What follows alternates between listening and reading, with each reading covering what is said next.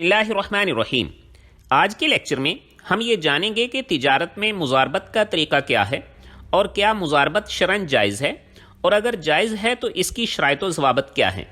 تو ناظرین، اصطلاحی طور پر مضاربت سے مراد ایسی شراکت داری ہے جس میں سرمایہ ایک شخص کا ہوتا ہے اور کام دوسرا شخص کرتا ہے، جس کے نتیجے میں حاصل ہونے والا نفع دونوں میں طے شدہ شرح سے تقسیم ہوتا ہے۔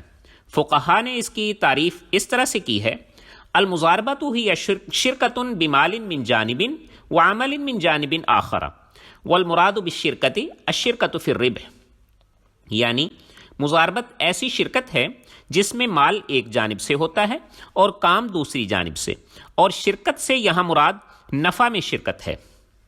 ناظرین، جہاں تک اس کے جواز کا تعلق ہے تو امام کاسانی رحمہ اللہ کہتے ہیں کہ اپنی اصل کے اعتبار سے تو مضاربہ ناجائز ہونا چاہیے، کیونکہ یہ معاوضہ مجہول بلکہ معدوم پر اجارہ ہے، بلکہ یہ ایک ایسا اجارہ ہے جس میں مضارب کی ذمہ داری بھی مجہول ہے، لیکن مضاربہ کے جواز پر نصوص کے موجود ہونے کی وجہ سے اس کو خلاف قیاس جائز تسلیم کیا گیا ہے۔ چنانچہ حضرت عبداللہ ابن عباس رضی اللہ تعالیٰ عنہ سے مروی ہے کہ حضرت عباس رضی اللہ عنہ اپنا مال مضاربت پر دیتے تھے، اور جب یہ معاملہ رسول اللہ صلی اللہ علیہ وآلہ وسلم کے سامنے پیش کیا گیا تو آپ نے اسے جائز قرار دیا۔ ناظرین، مضاربت کے لیے تین بنیادی اصطلاحات کو سمجھنا ضروری ہے۔ نمبر 1، رب المال، جو فریق سرمایہ فراہم کرتا ہے اس کو رب المال کہتے ہیں۔ نمبر 2، مضارب، جو فریق کام کرتا ہے اس کو مضارب کہتے ہیں۔ نمبر 3، راس المال، کاروبار کے لیے فراہم کیے جانے والے سرمایہ کو راس المال کہتے ہیں۔ ناظرین، عقد مضاربت رب المال اور مضارب کے درمیان ایجاب و قبول سے طے پاتا ہے، لہٰذا ایجاب و قبول ہی عقد مضاربت کا رکن ہے۔ یہ ایجاب و قبول کسی بھی ایسے لفظ سے ہو سکتا ہے جس سے معروف مضاربت کا مفہوم حاصل ہو جائے۔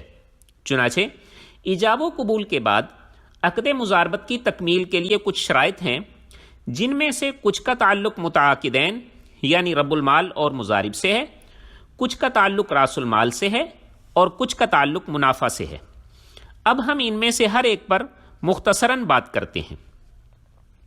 ناظرین، متعاقدین یعنی رب المال اور مضارب کے لیے بنیادی شرط یہ ہے کہ وہ توکیل یعنی وکیل بنانے اور وکالت کی صلاحیت رکھتے ہوں، کیونکہ مضارب رب المال کے حکم سے اس کے سرمایہ کے ذریعے کام کرتا ہے، اور وکالت کا مفہوم بھی یہی ہے، لہٰذا فریقین کے لیے لازم ہے کہ وہ وکیل اور موکل کی شرائط پر پورے اترتے ہوں۔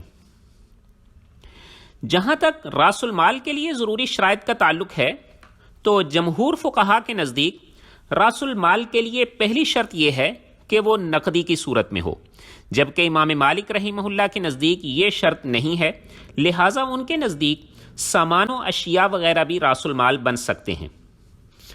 دوسرے نمبر پر راس المال کی کے لیے شرط یہ ہے کہ وہ معلوم ہونا چاہیے، لہٰذا اگر راس المال مجہول ہوا تو عقد مضاربت درست نہیں ہوگا، کیونکہ راس المال کا مجہول ہونا منافع کے مجہول ہونے کا سبب بن جاتا ہے، جبکہ منافع کا معلوم ہونا عقد مضاربت کے صحیح ہونے کے لیے ضروری ہے۔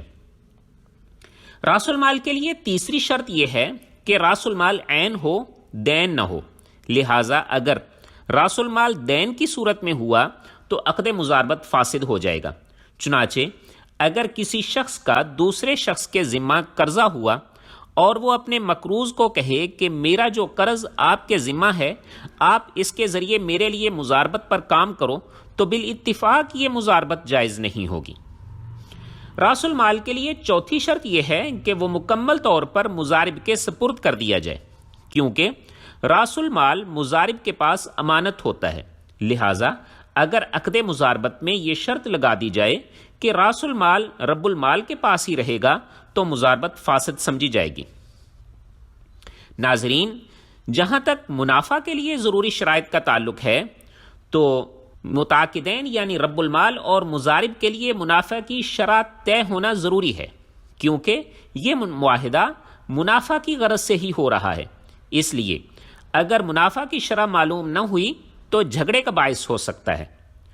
دوسرے نمبر پر منافع میں عدد متعین نہیں ہوگا، بلکہ شرح یا فیصد طے ہوگی، یعنی کل منافع کا نصف یا ثلث یا ربع وغیرہ، یا پھر جیسے 50% یا 30% وغیرہ۔